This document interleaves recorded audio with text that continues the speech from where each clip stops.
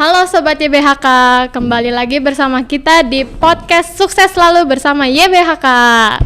Hai semua Sobat YBHK, perkenalkan dahulu nama saya Alvina dari SMA Vianney kelas 12 IPS.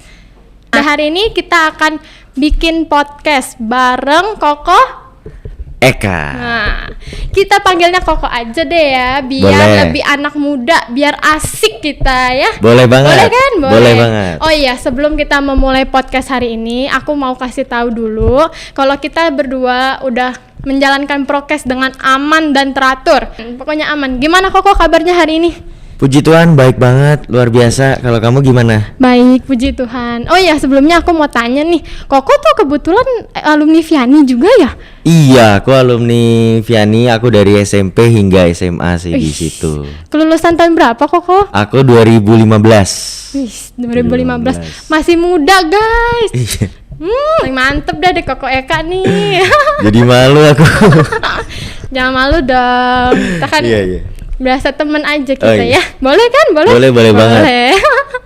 Oh ya, Koko ini kan di umur segini udah sukses gitu. Ya, amin. Amin. Udah nggak amin lagi kayak. Udah hebat banget nih Koko Eka. Amin. Oh ya, aku tuh mau tanya, gimana sih Koko tuh bisa kepikiran gitu? Motivasi awal Koko tuh buat bikin bisnis Eka Seluler itu apa sih kok? Kalau boleh tahu aku. Oke, jadi nggak afdol kalau misalkan aku di sini nggak memperkenalkan namaku lebih lanjut ya.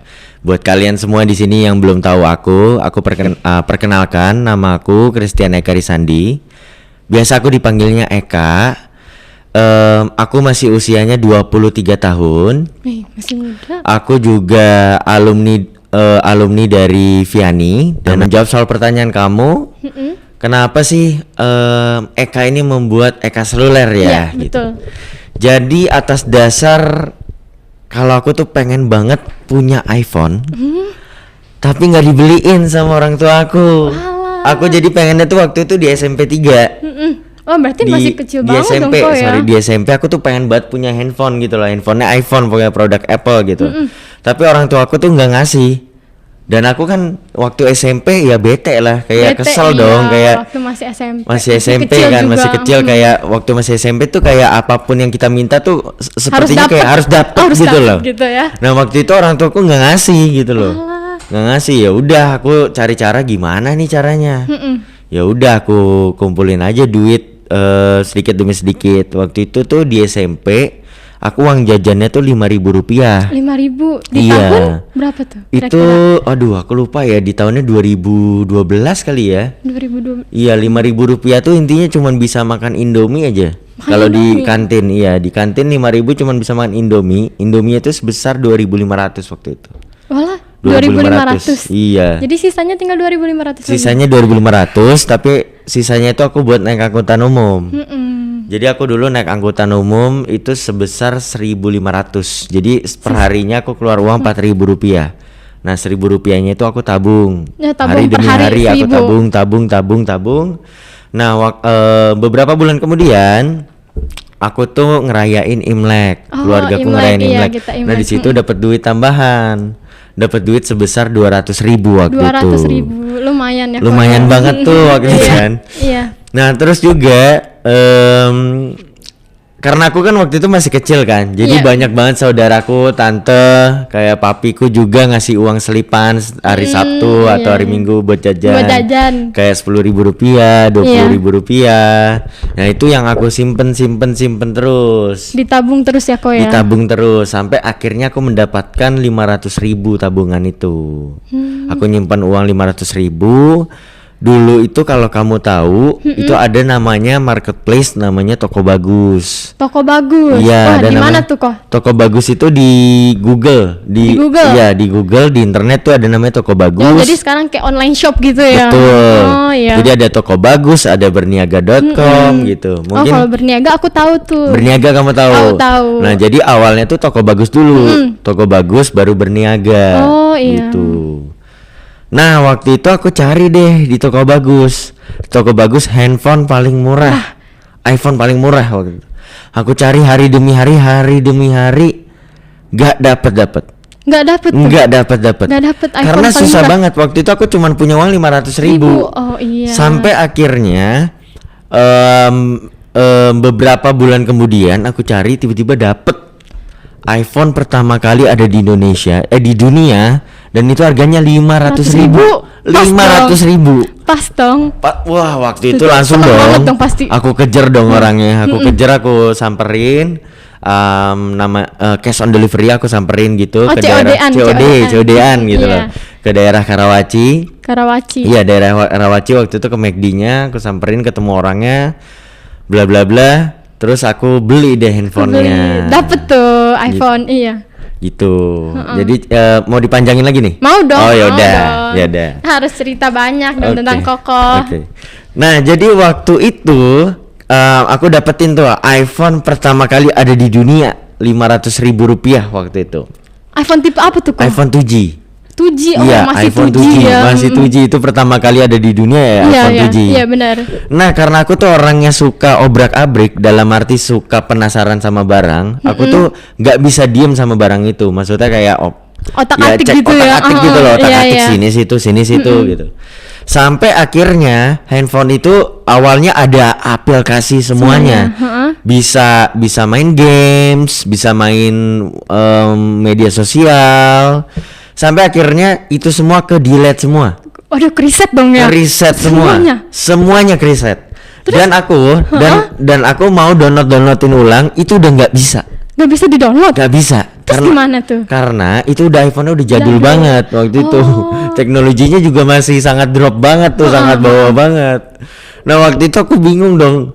Ini aku nggak bisa main apa-apa nih. Handphone sih iPhone, boleh lah iPhone, tapi nggak kayak ada isinya. Nggak ada isinya nih.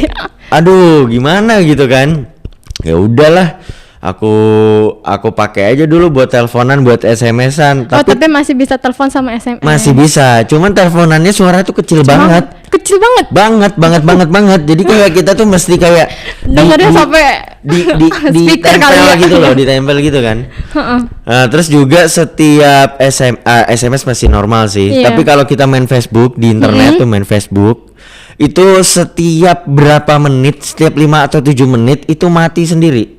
Mati sendiri. Jadinya makin ngedrop lagi. Ini handphone buat apa sih sebenarnya? Jadi kayak main dikit ngedrop ya kan. Ya udah deh. Akhirnya waktu itu orang tuaku itu buka usaha showroom mobil. Showroom mobil. Iya, waktu itu dia punya karyawan atau staff. Iya. Nah, waktu itu aku tawarin deh ke mereka. Ke dia gitu. Iya, ada yang mau nggak iPhone gitu. Ini iPhone-nya, ini iPhone gitu kan. Apple gitu kan. Aku bilangnya nih Apple gitu kan. Nah, sampai akhirnya dia tanya, berapa duit tuh kok gitu kan.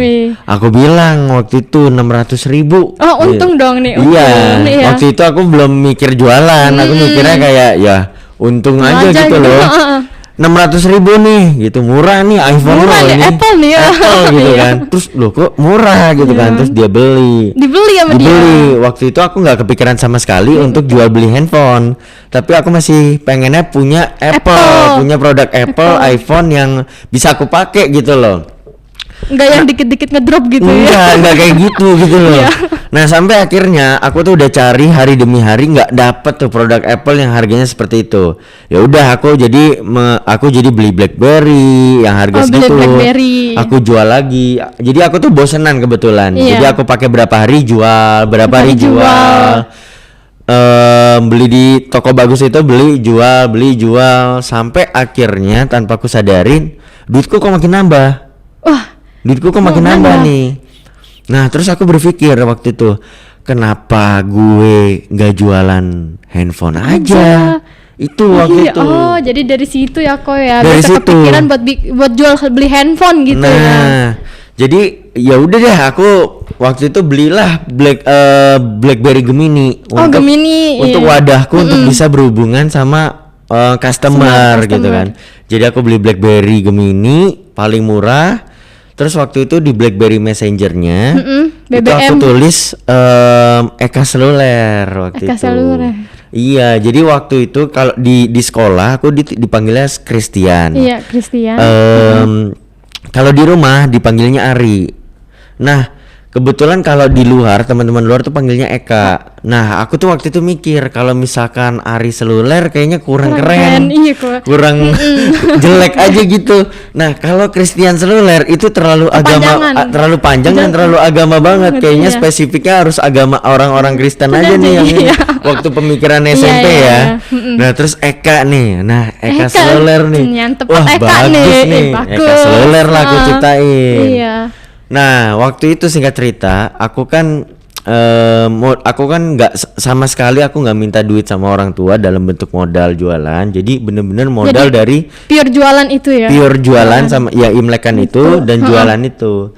Hari demi hari aku jualan sampai tiba aku punya uang 3 juta pertama di SMA 1.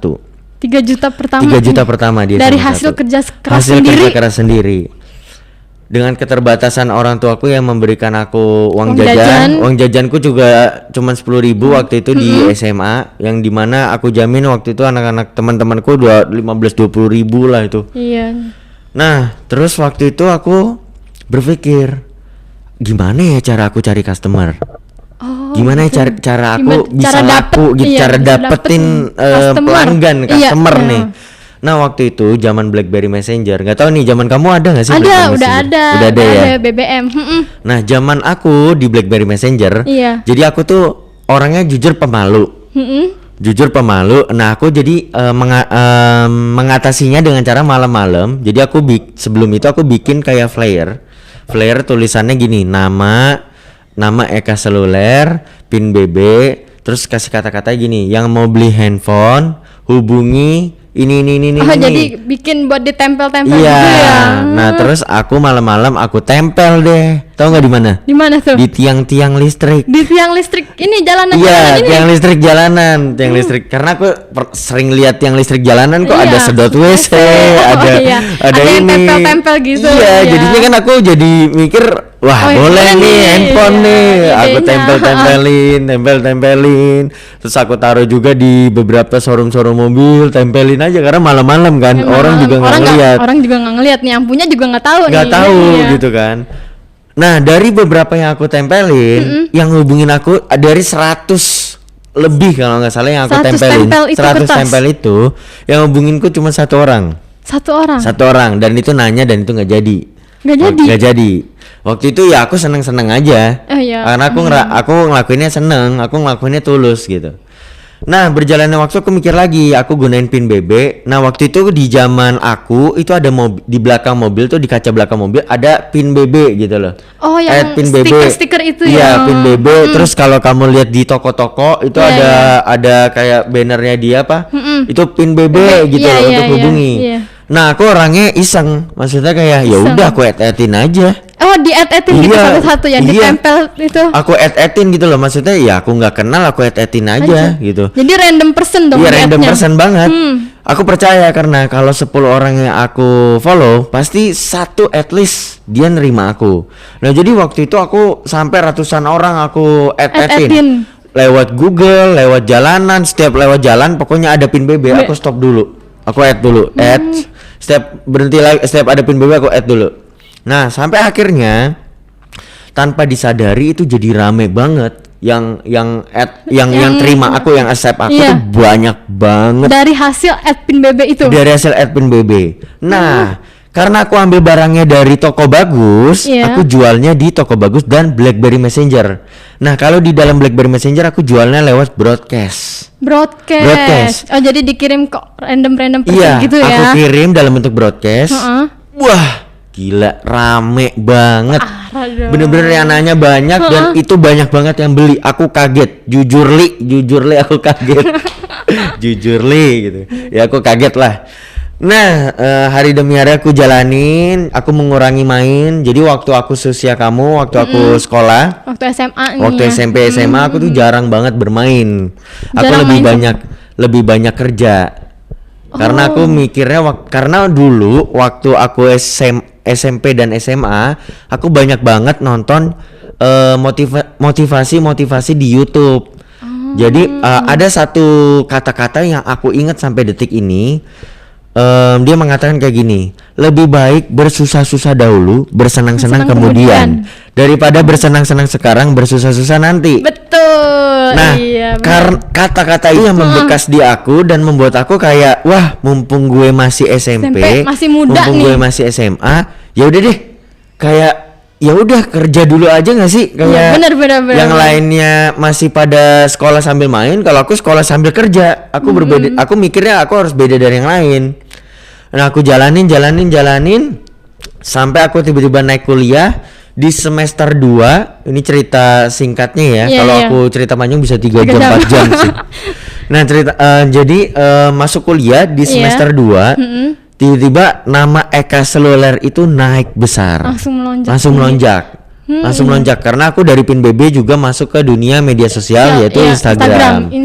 Nah, di semester 2 itu aku melonjak naik banget pesat, pek gitu. Yang dimana seminggu aku cuma bisa jualannya satu atau 2, maksimal 4. Ini aku bisa jualan satu harinya 3 sampai 4 piece karena aku waktu itu meledak banget, viral banget gitu loh. Aku jualan 3-4 piece, di mana semua itu yang masih jalanin aku. Masih sendirian? Iya, masih sendiri. Jadi aku tuh nggak punya belum karyawan. Punya rekan kerja nih. Belum punya. Jadi dulu aku punya rekan kerjanya gini dalam sistem komisi. Jadi anak-anak sekolah, anak-anak SMA aku bilang, kamu mau ini nggak, mau kerjaan nggak gitu loh. Kalau mau kerjaan jualin handphoneku. Gitu. Nah, terus juga karena alumni SMA aku ini pada mencar-mencar kuliahnya. Iya, pada mencar-mencar. Nah, otomatis aku tanya ini, kuliah kamu di mana? Kuliahnya di Atma Jaya, di sini, Binus. Udah mencar kemana-mana nih. Banyak tuh. Nah, di situ aku bilang, nah, lo kan pasti butuh penghasilan nih. Iya, benar. Nah, boleh tuh jualin di kampus-kampus lo gitu waktu itu. Nah, berjalannya waktu viral sendiri, akhirnya aku maintenance lebih kerja keras lagi, di kuliah lebih parah lagi, susah banget kerja, ditambah lagi tugas-tugas kan. Ya udah, waktu itu aku mulailah cari tim rekan kerja, cari satu gitu, satu demi satu atas masalah yang aku punya. Jadi kan aku kan handle-nya banyak ya, packing chat gudang keuangan Jadi aku mikir mana dulu yang lebih penting untuk bisa di-handle orang nih. Yang lainnya aku nih gitu loh. Yang yang istilahnya yang di-handle tuh yang gitu yang pertama yang masih bisa di-handle sama orang, yang lainnya belum bisa gitu loh. Ya udah aku rekrut lah pertama kali admin sales. Sales berarti yang ngurusin penjualan gitu-gitu, yang catet gitu. Betul. Nah, sampai akhirnya waktu itu masih di rumah orang tua, di garasi mobil yang aku rombak jadi gudang, jadi kantor lah, jadi office gitu. Nah, berjalannya waktu 1 tahun kurang, aku berusaha nyicil rumah. 1 tahun kurang aku langsung nyicil rumah. Aku nekatin, aku nyicil rumah. Waktu itu posisinya, ini kebetulan posisi anak muda yang masih pola pikirnya mungkin belum terlalu matang, tapi yang penting berani aja dulu. Ya, tapi waktu itu setahun kurang juga atas dasar karena aku rame sih. Ya udah aku nyicil rumah karena timnya udah mulai banyak tuh. Nggak mungkin di garasi mobil yang cuma satu muat mobil tuh. Ya udah aku pindah lah ke rumah. Nah, di rumah itu makin hari demi hari nggak muat lagi. Jadi satu rumah itu nggak muat, 2 lantai nggak muat. Waduh. Aku mikir ya udah kita pindah ruko. Pindah ke ruko ya sampai detik ini ya gitulah. Gitu perjalanan singkat dari Eka Seluler gitu. Hebat banget sih. Amin, puji Tuhan semua karena semoga ntar aku bisa kayak gitu juga. Amin. Oh ya, kebetulan kenapa aku masuk ke bisnis karena aku dari awal mikir kan aku di bidang bisnis. Iya, betul. Ya udah aku masuk ke bisnis. Biar belajar lebih jauh tentang bisnis lagi ya. Yang penting kamu kalau masuk jurusan, saran dari aku jangan keterpaksaan dari orang tua. Yang penting benar-benar natural dari kamu. Iya, kebetulan kalau aku tuh sukanya akuntansi. Sukanya ngitung-ngitung. Apalagi akuntansi kan berbau uang nih ceritanya. Demen uang kan.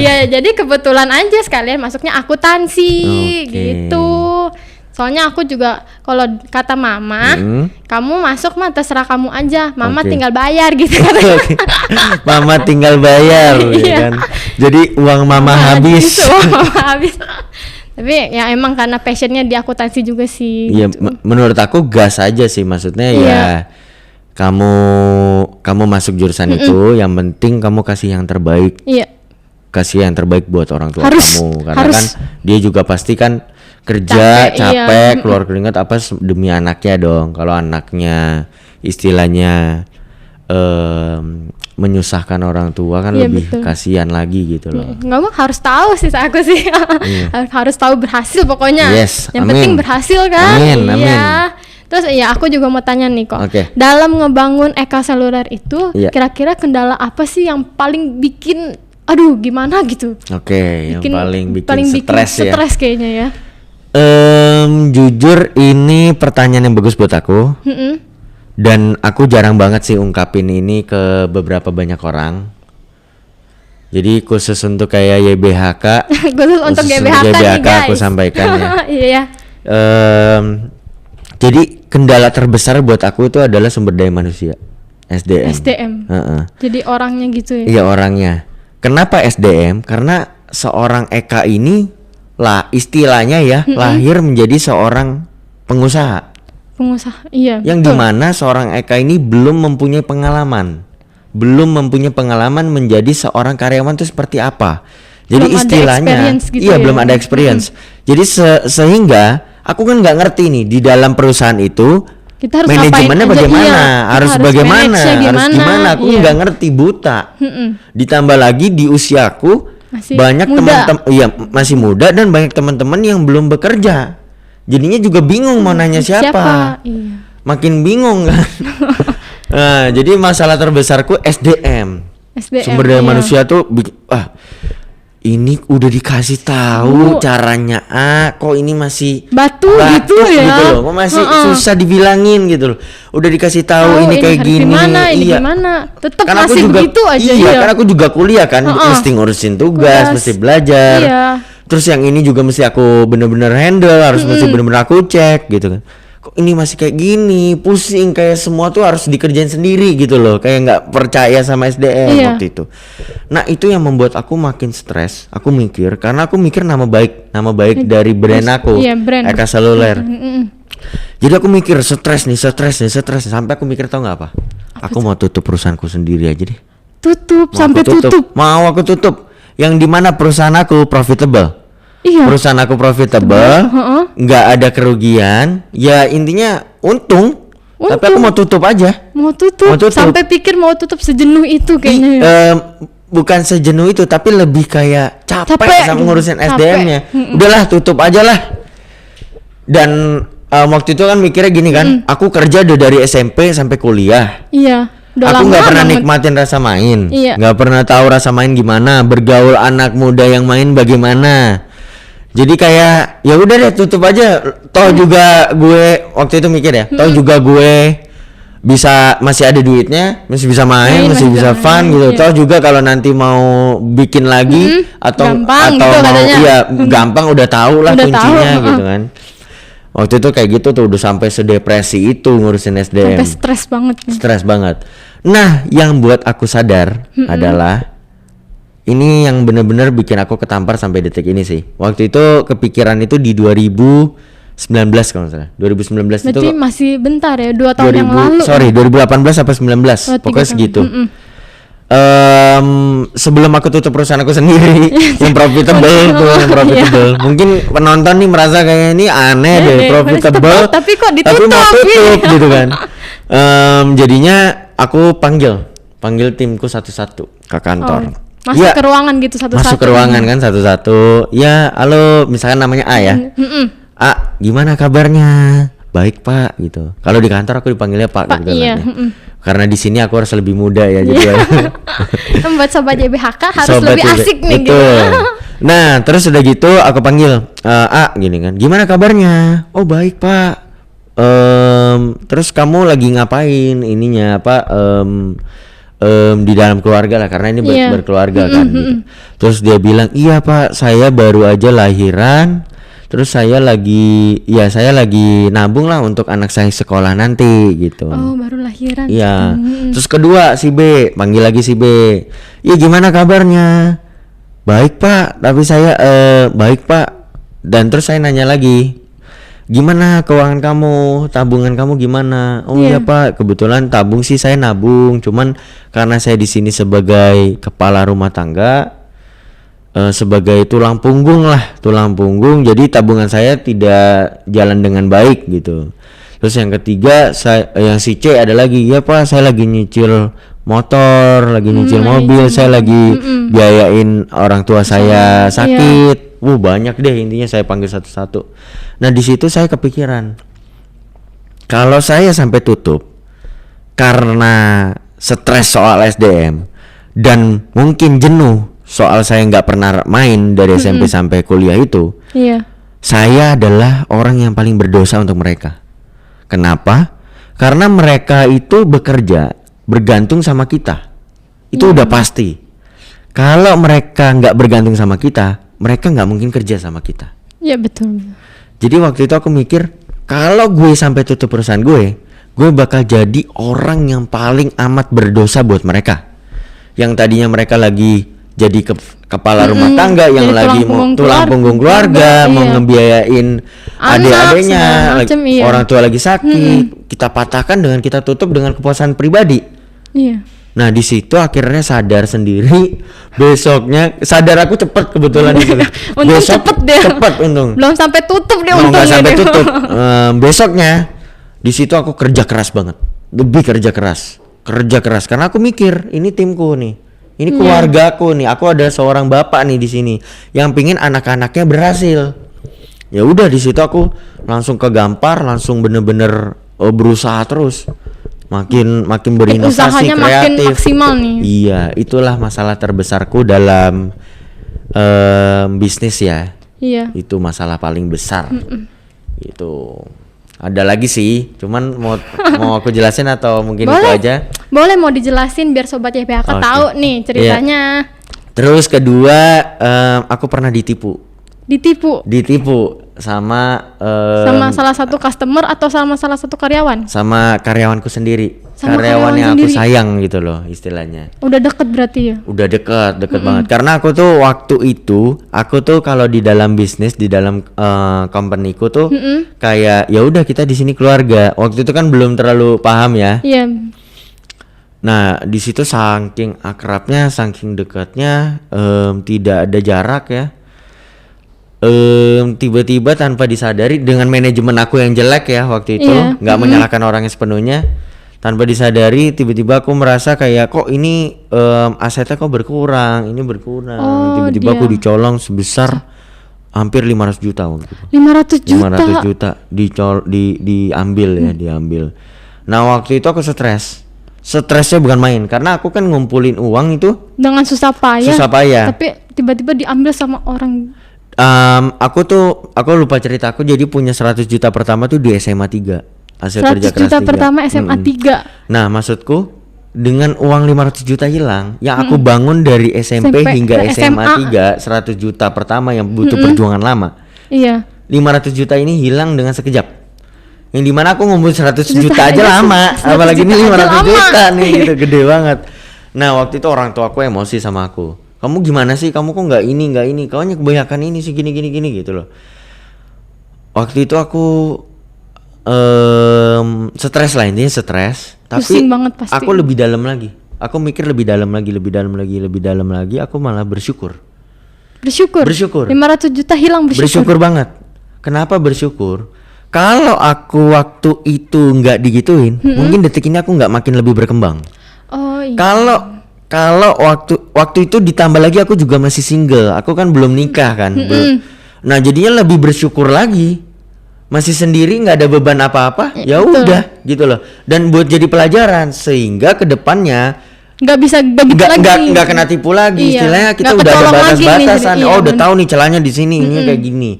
Jadi waktu itu aku menyikapinya bersyukur dan aku sekaligus jadi pelajaran. Dan aku berpikir ini salahku. Ini bukan salah dia, ini salahku. Kenapa bisa ada celah gitu? Celah bisa diambil. Iya, gitu sih. Itu. Iya.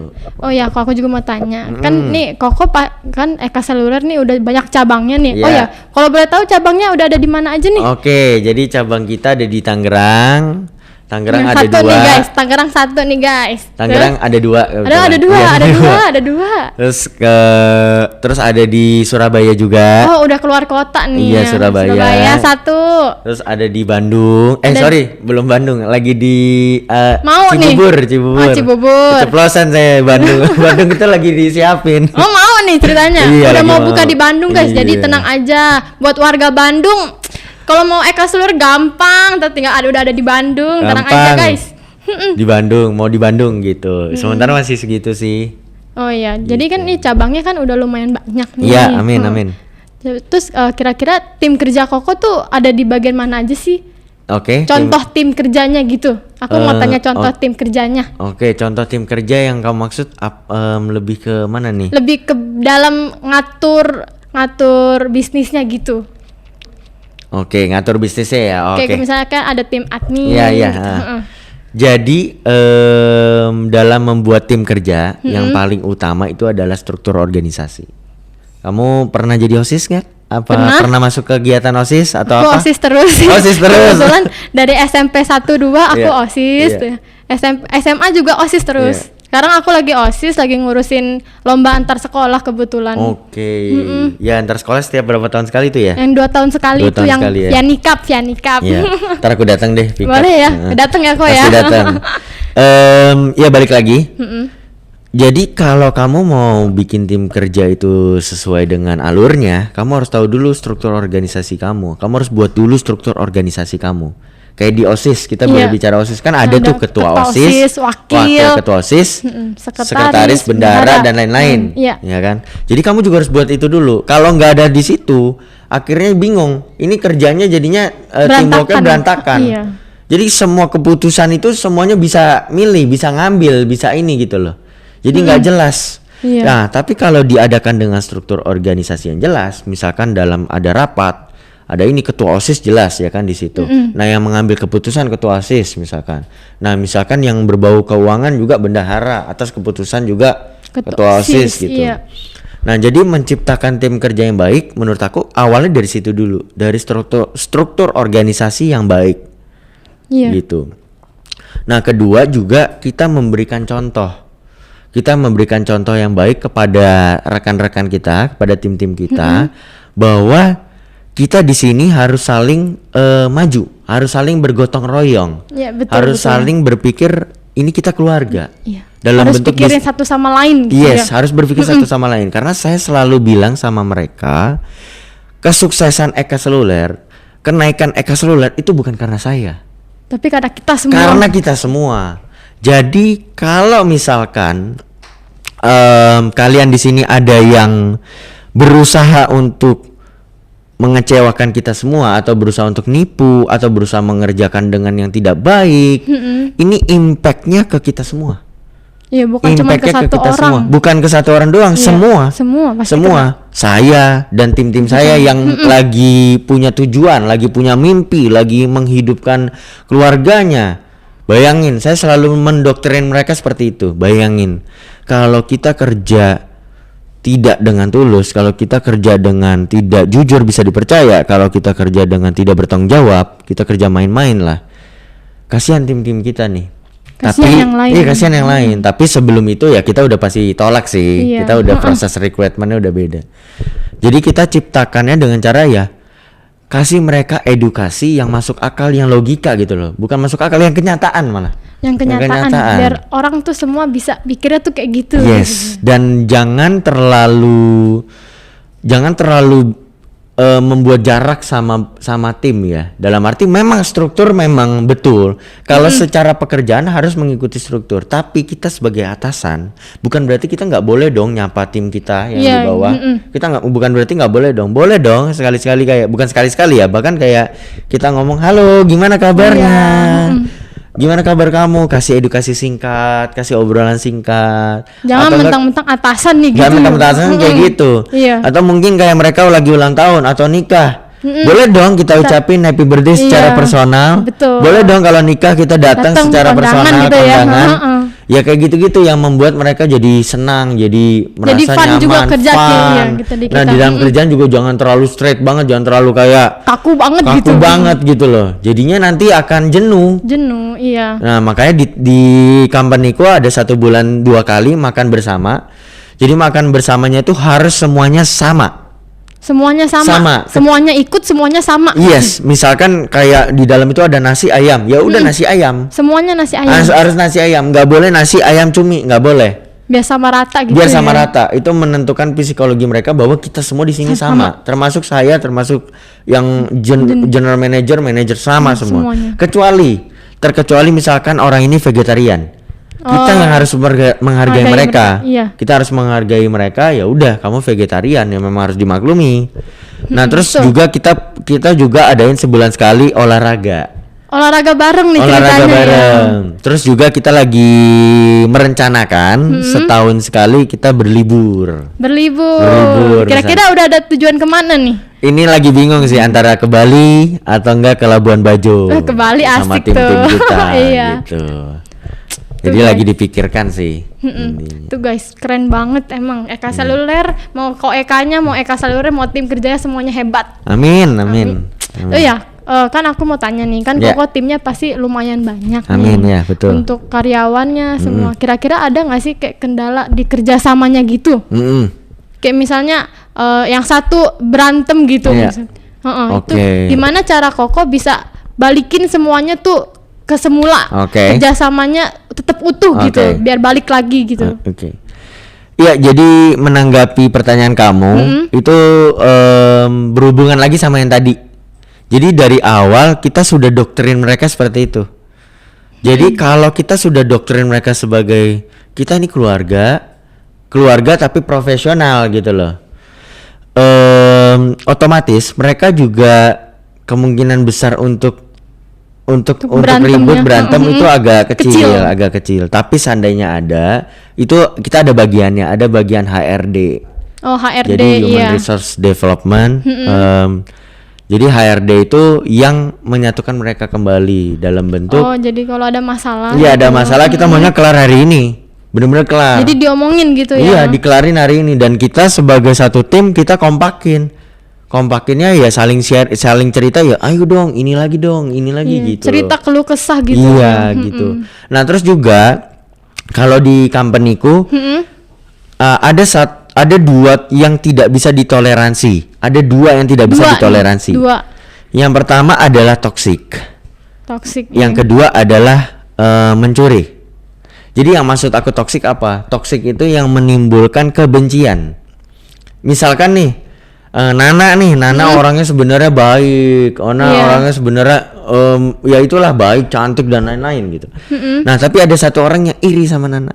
Nah, Ada Nana orangnya baik, tapi biasa tuh orang iri yang menyebabkan jadi toxic lingkungannya. Nah jadi orang ini bilang, Nana tuh perilakunya kurang bagus.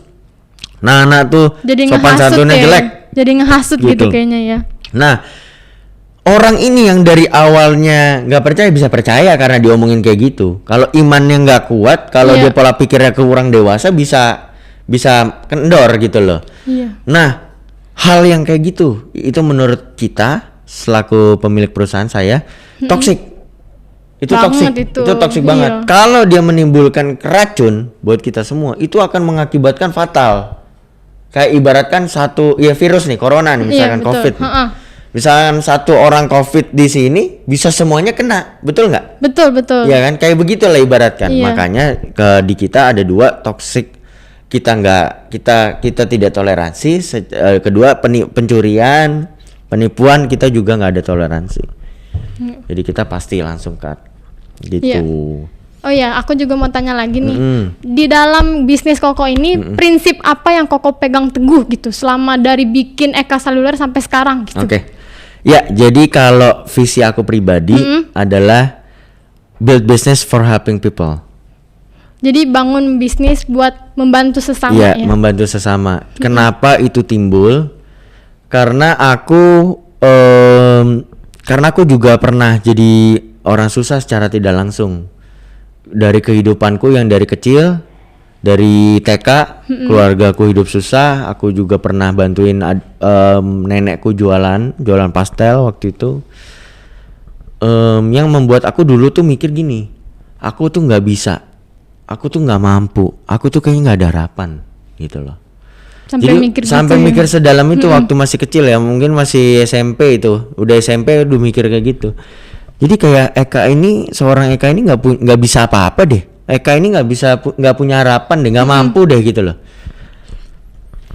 Nah disitulah pengalaman yang terjadi dalam hidupku, itulah yang membuat aku mau mempunyai visi. Kalau kamu tuh pasti bisa, kalau kamu tuh pasti mampu, dan kalau kamu tuh pasti punya harapan. Berarti sobat YBHK di sini semua juga bisa dong? Bisa, pasti bisa, pasti bisa. Itu pertama. Terus kedua, visiku lahir juga atas dasar Tuhan berbicara sama aku. Jadi waktu itu aku pernah nanya sama Tuhan, Tuhan gitu, aku ngobrol secara aku ngobrol, Tuhan, kenapa sih Tuhan memberikan aku kesuksesan di usia aku yang sangat amat dini? Waktu itu aku bilang gitu sama Tuhan. Karena waktu itu umur aku masih 21 atau 20 tahun, tapi kok udah istilahnya kok udah beda ini, udah gini. Waktu itu aku nanya sama Tuhan, dijawab langsung sama dia. Saya memberikan kamu seperti ini karena saya percaya dan saya yakin kalau kamu bisa membantu banyak orang. Jadi visi itu dasarnya karena pertama dan kedua yang tadi itu. Jadi muncul gitu ya. Iya, itu kalau berbicara visi tadi. Kalau berbicara berpegang teguh, yang pertama yang saya pegang teguh, prinsip hidup saya adalah pertama, melakukan sesuatu, melakukan apapun, memberikan sesuatu, memberikan apapun harus tulus. Tulus. Kuncinya tulus. Tulus, melakukan sesuatu, bisnis apapun itu, apapun lah, tulus. Kedua, jujur bisa dipercaya. Jujur bisa dipercaya. Jujur itu sebenarnya penting banget. Penting banget. Ketiga, bertanggung jawab. Keempat, kerja keras. Kelima, kerja cerdas. Kerja keras dan cerdas gitu. Itu benar-benar prinsip hidup saya yang saya pegang teguh. Lalu juga untuk yang saya yang saya benar-benar pedoman hidup saya yang saya lihat lah, itu ada lagi nih. Berarti ada harus 3. Itu seperti itu gitu. Iya. Jadi ada 3 nih yang saya benar-benar selalu melihat sesuatu itu, selalu 3 ini nih. Yang pertama adalah God, Tuhan. Kedua adalah human atau manusia. Ketiga baru benda. Jadi ada urutannya. Ada urutannya. Nah, kebanyakan di dunia ini sudah mengutamakan things dulu nih, benda dulu nih. Iya, apa-apa, HP dulu nih, apa dulu nih. Iya, apa-apa tuh kayak duniawi dulu nih, ini dulu nih. Iya. Nah, makanya saya selalu berusaha untuk mengutamakan dulu Tuhan, manusia, benda. Gitu. Kayak gitu sih kalau saya. Gitu guys. Jadi kita tuh maksudnya tuh jangan terlalu terpacu sama tuh satu benda gitu. Dimana-mana tuh harus Tuhan dulu. Iya, dan buat kalian satu lagi ya, buat kalian yang berpikir kayak uang adalah segalanya. Oh, itu enggak banget pasti ya. Itu menurut aku quotes atau persepsi yang salah. Menurut aku pribadi. Bukan berarti kita nggak butuh uang. Kita butuh, tapi bukan segalanya. Bukan segalanya, karena yang segalanya one and only adalah Tuhan. Ya, adalah betul. Tuhan. Itu nggak bisa digantikan oleh siapapun. Nggak bisa diganggu gugat. Kayak core values YBHK aja, pertama kan kasih. Tuh, kasih. Berarti kasih kepada Tuhan, ya kan? Iya, betul. Jadi kita tuh harus mengutamakan kasih dulu, kasih Tuhan. Ya itu sih. Jadi ya itulah jawabannya. Nih ya, terus aku juga mau tanya nih Kok. Kan tuh? Dengan Koko sekarang ini kan bisnis udah ada gitu istilahnya ya. Terus masih punya dream mimpi gitu selain dari bisnis ini? Ya, jadi kan banyak banget nih yang bilang sama aku ya, bukan aku sombong atau gimana. Eka nih udah sukses, Eka nih udah nih. Nah, kalau aku pribadi aku mengatakan belum. Kenapa? Karena aku bisa mengatakan aku sukses kalau aku punya merekrut 100 tim. 100 tim. Sekarang 100 ini karyawan ya? 100 karyawan. Kita baru 70 70. Baru 70-an. 30 orang lagi, guys. Iya, nanti kalau udah 100 harapan 500. Jadi kalau udah 100 nih, ya udah ini sukses awal-awal gitu loh. Nah, nanti 500 gitu. Jadi pokoknya makin bertambah. Yes, harus makin bertambah karena kan itu tadi visinya, build business for helping people. Iya, Helping people-nya melalui yaitu rekrutmen tim-tim gitu loh. Gak hanya memberikan mereka kayak ya kewajiban mereka dalam bekerja upah, tapi juga kita memberikan edukasi kepada mereka gitu. Kira-kira rekrutmen masuknya itu susah nggak kok? Proses rekrutmen kita itu dibilang susah ya tergantung ya, karena kita juga melihat dasar ketuhanan juga, maksudnya kita ngelihat kayak kamu gimana nih, sedekat apa kamu sama Tuhan juga gitu. Iya. Karena saya juga percaya kalau kamu sedekat itu sama Tuhan, biasanya kamu ya berbuatnya juga ya baik gitu loh. Ya bukan berarti baik 100% ya, pasti manusia juga ada dosanya. Cuman yang tadi perusahaan nggak toleransi itu nggak dilakukan lah sama dia lah gitu. Pokoknya yang penting berperilaku baik. Baik. Terus kedua juga lebih ke pola pikir. Jujur kalau di perusahaan kita saat ini belum terlalu mementingkan ijazah, misalkan kayak kamu lulusan terbaik, kamu ininya kita nilai nggak, harus bagus gitu enggak ya? Karena apa? Karena balik lagi ke visi build business for helping people. Kayak banyak loh orang-orang yang nggak mampu untuk sekolah, banyak loh orang-orang yang mungkin mampunya sekolah tapi edukasinya sangat amat berbeda di Jakarta nih. Kurang banget, sehingga sama aja kayak mereka tuh nggak kayak sekolah dengan baik gitu loh. Makanya itu juga yang membuat kita memberikan kesempatan untuk orang-orang yang misalkan dia tidak sarjana, misalkan dia lahir dari maksudnya dia sekolah lahir dari kampung yang edukasinya kurang, kita tarik juga gitu. Kalau misalnya sekiranya umur aku gini bisa masuk gak? Kamu bisa intern, bisa belajar dulu. Jadi pengen masuk deh. Gitu. Sekalian jadi ntar cari kerja tuh udah ada experience gitu. Kebetulan adikku tuh umurnya ada yang umurnya 18 tahun. Dia itu yang sekarang ini dia itu yang mengembangkan marketing. Dia bagian dari marketing. Jadi masuk tim marketing. Iya, dia masuk bagian marketing, tim marketing kita. Nah, jadi dia itu yang membuat viral TikToknya Eka Seluler, Eka Service. Oh, jadi dia yang bikin videonya gitu. Iya, dia yang bikin videonya, soundnya dia, karyanya dia. Tapi gitu. emang bagus sih video TikToknya. Aku kan sering lihat. Oh, sering lihat ya. Maksud aku di sini kamu boleh belajar tuh gimana caranya ngembangin di dunia media, ininya gimana. Karena tim-tim kita jujur masih muda. Masih muda ya? Masih muda banget. Kita paling tua itu umur 35 apa 37. Masih muda juga tapi itu cuma satu orang. Rata-ratanya umur 22, 23, rata-rata segitu. Bukan karena kita rasis sama orang tua ya. Bukan dong. Bukan, tapi karena memang nggak tahu gimana dapatnya umur segitu. Tahu. Mungkin emang cocoknya di umur segitu mungkin ya. Ya kalau lebih dalamin lagi ya lebih cocok sih anak-anak muda. Jadi kan ya sepemikiran gitu lah istilahnya. Gitu. Betul. Itu sih, jadi memang masih pada muda. Gitu. Enak juga kalau misalnya sepantaran gitu kan juga kerjanya lebih enak jadinya. Betul banget. Nggak terlalu ini orang tua nih gitu ya kan ya. Betul. Oh ya, terus aku juga mau tanya nih. Kalau misalnya Koko. Iya. Kayak lebih gimana ya ngomongnya? Nggak apa-apa, santai. Kalau Koko nih, misalnya dia tuh jadi kayak ada customer gitu. Iya. Tapi mintanya tuh aneh-aneh gitu. Oke. Itu gimana cara ngatasinnya? Cara ngadapinnya? Kayak misalnya, aduh, tapi mau yang warna yang ini, tiba-tiba berubah mau warna yang ini gitu. Tiba-tiba mau tipe yang ini, berubah lagi tipe yang ini. Itu gimana cara ngadepinnya kok? Oke, cara ngadapinnya adalah balik lagi ke priority hidup aku. Tulus.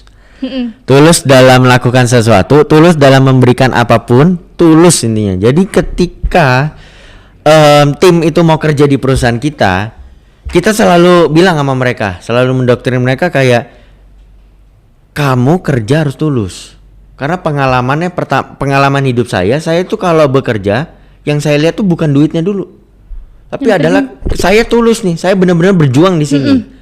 Karena saya yakin dengan saya bukan tidak punya tujuan 100% mendapatkan uang yang lebih. Tapi saya melihat tujuan awalnya, saya kerja dulu yang benar. Saya kasih yang terbaik. Saya bukan lihat uangnya dulu, tapi saya kasih yang terbaik. Karena dengan saya memberikan kasih yang terbaik, uang itu akan mengejar kita. Jadi datang sendiri Datang gitu sendiri. ya. Kalau kita pikirin terus nih, uang, duit, akhirnya buyar. Akhirnya kita tidak Kerjanya jadi nggak bagus. Iya, jadi kurang baik, jadi kurang bagus karena kita mikirnya udah duit nih, yang penting duit nih, yang penting duit nih. Jadinya kayak ya tadi ada customer yang ini nggak beli. Nah, jadi kecewa. Kitanya kecewa karena mikirnya kan duit, dapat duit. Iya, benar kan mikirnya nih gue udah mau dapat duit nih gitu ya. Jadi kalau kita mikirnya kita ya harus tulus. Harus tulus. Jadi tim-tim kita ya kalau dibilang kayak gitu maksudnya kayak mau warna lain ya harus tulus. Ya udah. Gitu. Jadi misalkan mereka nanya-nanya sampai puas ya memang harus puas karena mereka kan konsumen. Jadi kalau saya tuh bilangnya ke mereka gini, termasuk saya pribadi ya. Termasuk saya bilang gini. Customer itu adalah raja. Customer itu raja. Customer itu adalah raja. Kalau kita apa? Kita istilahnya pembantunya. Saya selalu bilang kayak gitu sama tim-tim saya. Saya itu juga pembantunya. Dia adalah raja saya. Jadi saya harus memberikan dia yang terbaik. Istilahnya seperti itulah. Saya memberikan dia yang terbaik. Bahkan kita sebagai pembantunya kita inisiatif. Kita cari tahu yang kira-kira dia ini pengennya apa gitu. Sehingga dia nyaman. Harus tahu juga berarti gitu ya. Gitu. Oh ya, aku juga mau tanya dong. Tolong dong ceritain gimana cara, kan Koko nih setahu aku ya ada banner gitu di toko Koko yang bareng Mas Kaisang. Iya, betul. Itu gimana bisa ketemu gitu kok? Gimana bisa ketemu? Oke, kalau bicara bisa ketemu itu di 2018. Jadi Mas Kaisang itu ketemu aku di Singapura. Waktu di Singapura ya, waktu di Singapura tatap-tatapan waktu itu. Jadi dia naik eskalator, aku turun eskalator. Waktu itu tuh aku mikir gini, ini anak presiden bukan sih? Waktu itu kayak gitu. Ini anak presiden bukan ya? Waduh, di situ aku mikir nih, ke bawah aku cari wifi gratis karena aku tuh orangnya dulu lumayan irit. Jadi aku cari wifi gratis. Aku cari anak presiden. Beneran nih mirip nih. Presiden nih. Iya, aku naik lagi dong. Aku naik ke atas. Aku samperin orangnya. Aku ikutin, bukan samperin. Aku ikutin, tapi aku nggak berani minta foto. Nggak berani. Yang tadi aku bilang aku tuh orangnya pemalu. Iya. Udah tuh di situ ya udahlah. Yang penting udah pernah lihat mukanya gitu. Walaupun cuman sekilas doang, karena kita saling tatap-tatapan. Mungkin dia lihat aku orang Indonesia, aku lihat dia anak presiden. Dia mungkin mikirnya, ada orang Indonesia juga nih. Iya. Nah, terus singkat cerita, beberapa bulan kemudian dia pengen beli handphone, pengen beli iPhone. Iya, nah terus dia itu nanya ke audiensnya, kalau beli iPhone enaknya di mana? Waktu itu ada 2 kompetitor yang nawarin, yang audiens tuh ngomong si A si B. Anggap aku si A. Nah, cuman banyakan si A waktu itu yang audiensnya ngomong.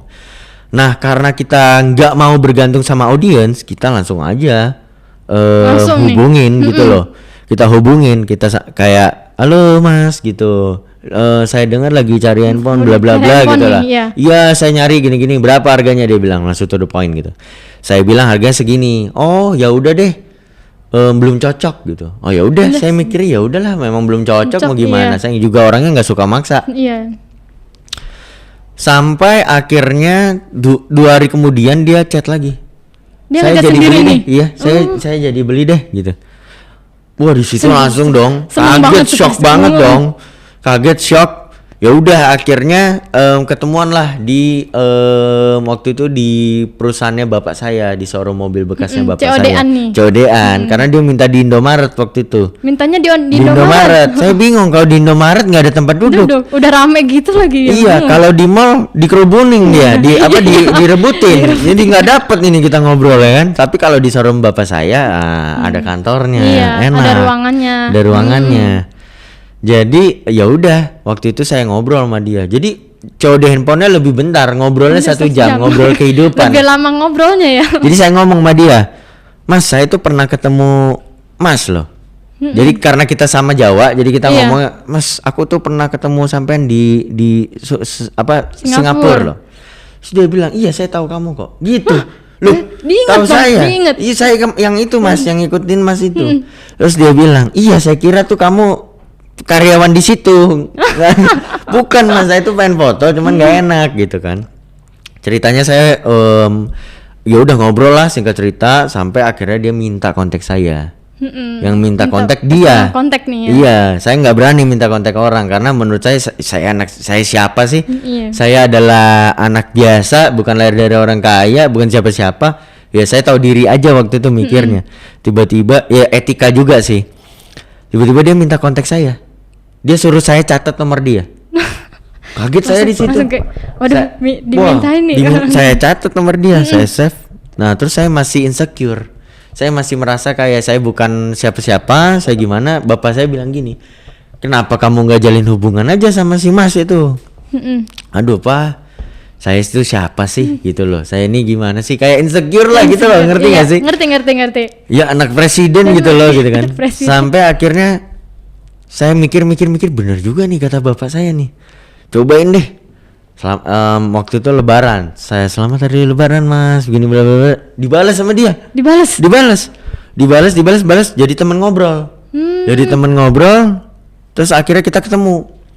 Nah pas dia ketemu sama saya ngobrol lebih dekat lagi, lebih intens lagi, lebih intens. Jadi dari 2018 sampai 2021 itu benar-benar intens banget. Jadi kayak lebih dekat.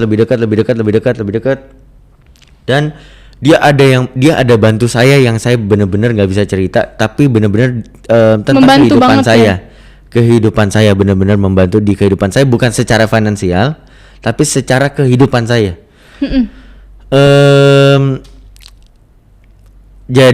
Jadi saya benar-benar utang budi lah sama beliau, bukan karena dia anak presiden, tapi karena dia benar-benar orangnya baik banget, humble banget. Bahkan saya pun banner itu dipasang secara gratis, bukan bayar. Logikanya kalau kita mau bayar anak presiden gitu. Endorse ya, kamu bisa kebayang lah ya. Mungkin harganya bisa berapa miliar ya. Bisa berapa miliar, nggak kehitung dah tuh ya. Nggak kehitung ya kan, bisa berapa miliar. Dan ya saya sih jujur nggak sanggup untuk membayar. Dan kalau saya nggak izin dia untuk masang banner itu nggak mungkin juga dong, saya pasti digerebek pastinya kan. Harus izin. Iya pasti izin. Saya izin dan dibolehkan dan gratis. Jadi ya itu, cuman saya itu banner itu. Iya. Jadi semua banner cabang ada muka saya dan muka beliau. Jadi saya minta izin, diizinkan gitulah. Iya. Jadi ketemunya dari Singapura, terus jadi teman. Ya istilahnya bukan teman ya teman lah. Jadi teman cerita, teman ngobrol. Ya dari situ. Kalau dari Mas Kaisang itu pernah dapat saran gitu kan? Oh pernah banget. Dikasih saran? Dia selalu nyaranin saya kayak gini. Jadi kalau Mas Kaisang tuh selalu bilang sama saya gini, kamu jadi anak muda nggak boleh sampai menggunakan narkoba. Nggak narkoba ya? Jangan narkoba.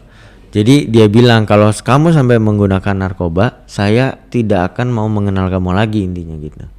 Terus kedua dia bilang kamu harus selalu jadi Eka yang saya kenal, Eka yang mungkin humble, yang apa. Tetap jadi diri sendiri. Jangan goyang gitu loh. Terus ketiga ya intinya jangan memanfaatkan orang gitulah. Dia ngelihat saya tuh ya itu atas dasar tulus yang saya bilang. Makanya tulus itu penting banget. Jangan menganggap orang ini anak presiden, ini anak apa, ini anak apa, nggak usah. Jadi ya udah kalau pokoknya semuanya tulus sama aja, gitu. Udah temenan. Yang penting tulus. Kayak gitu, itu sih awal mulanya bisa ketemu. Oh ya, mungkin ini pertanyaan terakhir kali ya. Iya boleh. Ada nggak kok pesan-pesan yang mau disampaikan buat anak muda kayak saya, kayak sobat YBHK semua gitu, tentang berbisnis ataupun tentang kerjasama dan lain-lain gitu kok. Oke, buat sobat-sobat YBHK ya sebutannya ya. Iya sobat YBHK. Iya buat sobat-sobat YBHK, ini saya akan memberitahu bagaimana cara memulai bisnis dulu ya. Bagaimana cara memulai bisnis. Nah, kalau cara memulai bisnis itu ada dua. Menurut saya ada dua. Jadi yang pertama adalah passion, kedua adalah peluang. Nah, saya akan jawab dulu soal passion ya. Saya akan bahas dulu soal passion. Nah, kalau passion itu bicara soal kesukaan, bicara soal hobi. Nah, kalau misalkan kalian passionnya atau hobinya misalkan main basket, nah kalian bisa kembangkan basket itu menjadi keuntungan, menjadi masukan keuangan gitu. Misalkan kalian suka basket, fanatik banget sama basket, kalian kan bisa tuh jualan baju basket, kalian juga bisa jualan sepatu basket, kalian bisa juga jualan basketnya juga, tinggal diimplementasikan ke dalam bisnis. Nah, diimplementasikan ke dalam bisnis yaitu dengan cara mulai aja dulu. Nah, kebanyakan orang mikir kayak, wih nanti gue ini bangkrut gimana, nanti gue ini kalau gagal gimana, aduh ini tempatnya gimana. Nah, secara tidak sadar, secara tidak langsung, itu yang membuat kita tidak jalan. Nah, makanya saya bilang mulai aja dulu. Karena dengan mulai aja dulu, sesimpel mulai aja dulu, kita langsung jalan. Yang tadi saya pernah bilang, saya itu semuanya sendiri, awalnya semua sendiri. Tiba-tiba saya mulai rekrut satu persatu. Karena berdasarkan apa? Masalah yang ada jadilah solusi. Nah, sama maksud saya ketika kalian mulai, masalah yang ada itu bisa nanti kalian selesaikan dengan solusi yang kalian punya nanti. Dengan tersendirinya gitu loh. Misalkan nih, saya jelasin lebih detail nih. Misalkan kalian bingung nanti, aduh udah mulai rame, tempatnya nggak ada, bingung. Ya udah cari tempat. Cari tempatnya yang rame di mana. Nah, kalian bisa cari di Google misalkan tempat crowd yang misalkan daerah-daerah yang rame suka basket, itu kan bisa gitu loh. Nah, terus kalian juga jangan lupa ketika kalian mulai aja dulu, jangan lupa juga belajar. Belajar apa? Belajar pengembangan manajemennya. Karena manajemen itu sangat amat penting. Fondasi yang kuat menjadikan bisnis lebih kuat gitu loh, bisnis yang kuat. Kayak ibaratkan rumah aja, kalau rumah kamu fondasinya nggak kokoh, ada banjir, ada gempa dikit roboh gitu loh. Sama dalam bisnis dan hubungan juga. Nah, yang kedua ada peluang. Nah, kalau bicara peluang tuh misalkan let's say kita bicara Gojek ya. Gojek itu ngelihat di Indonesia adanya ojek-ojek yang ngasih harganya nggak jelas. A, B, C itu beda-beda. Beda-beda tuh.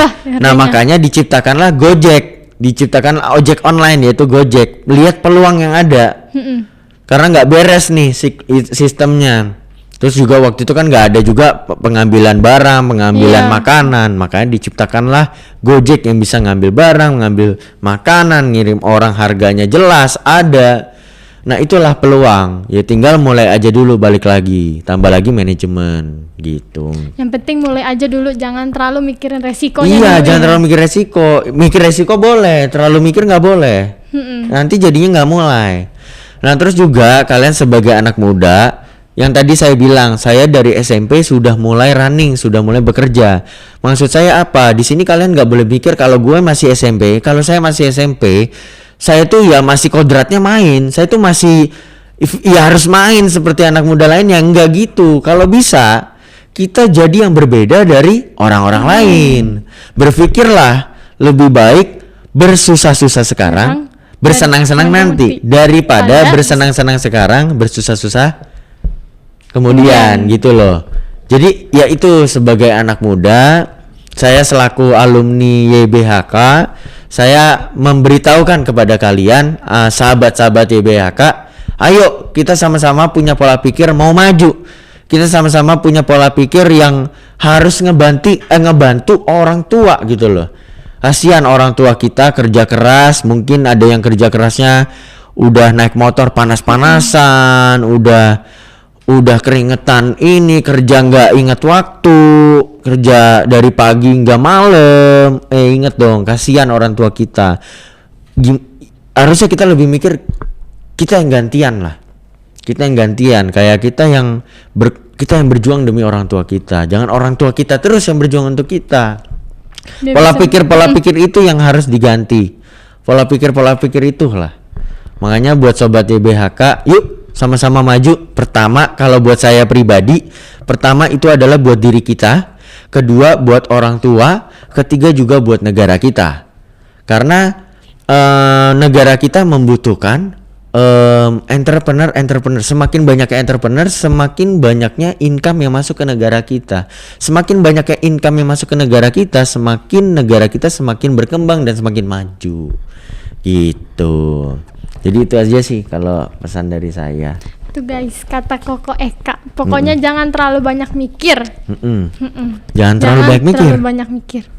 Pokoknya semuanya harus dijalanin dulu, resikonya mah belakangan gitu ya Ko ya. Betul, apalagi kalau kita masih single ya, maksudnya masih sendiri. Koko masih single nggak? Kebetulan saya masih single. Masih single guys. Masih single.